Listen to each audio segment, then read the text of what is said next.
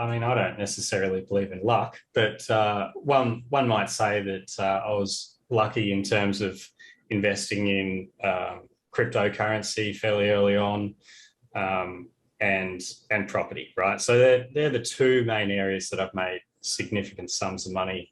And like, if anyone's tried to save before, like, I think being able to save like 50 or $100,000 for a year is like ridiculous. And I've made hundreds and hundreds of thousands of dollars in a year without having to work, right? And that's leverage, and it compounds. So once you've built up that sort of nest egg, you want to protect it. Obviously, crypto could be a fairly risky asset, so you take some chips off the table.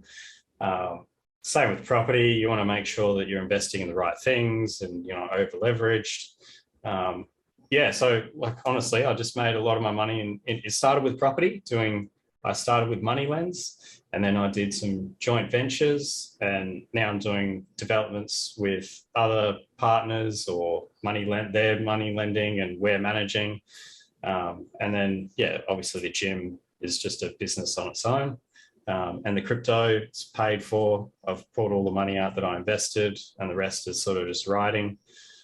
Yeah, but I'd have to digress and say that investing in myself and people is probably the key to it, right? So with crypto, I mean, I didn't know much about it. So I did lots of research, and I was getting information from other people that I found to be credible resources, which then I could leverage their information and go, this seems like a good decision. I can see that in 5-10 years, this is going to be something of value. And I'd say that that's probably my mindset, is always like a value-based mindset instead of like, how can I make a quick buck, right? Like, if you're just thinking, like 12 months ahead or even only 2 years ahead, you're going to end up tripping yourself up. Like, you want to be investing in something that you know is good for a long period of time.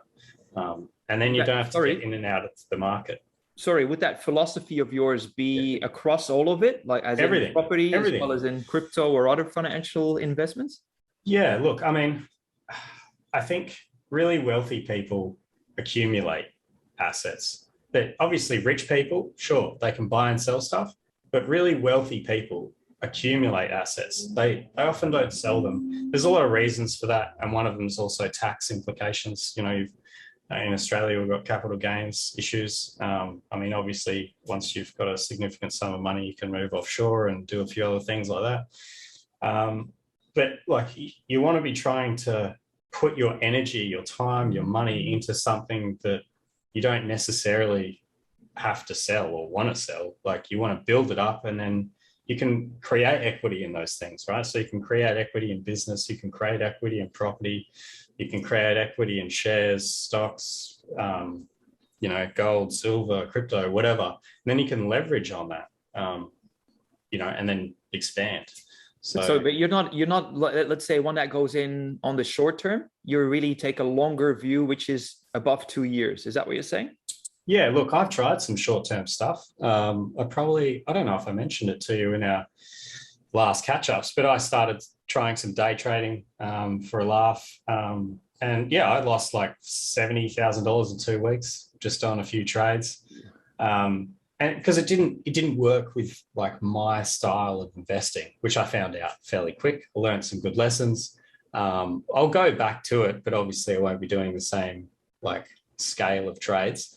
For me, I need a bit of pain, or else it doesn't process, like, unless I'm invested in something, like, I'm not going to pay attention to it. So it was good for me. Like, it was, cheap, I guess, in the long run. And now I'll go back to it with a different mindset, and hopefully be able to adjust my trading style to suit like me, which is, I like long-term. I don't like short-term stuff. Like it.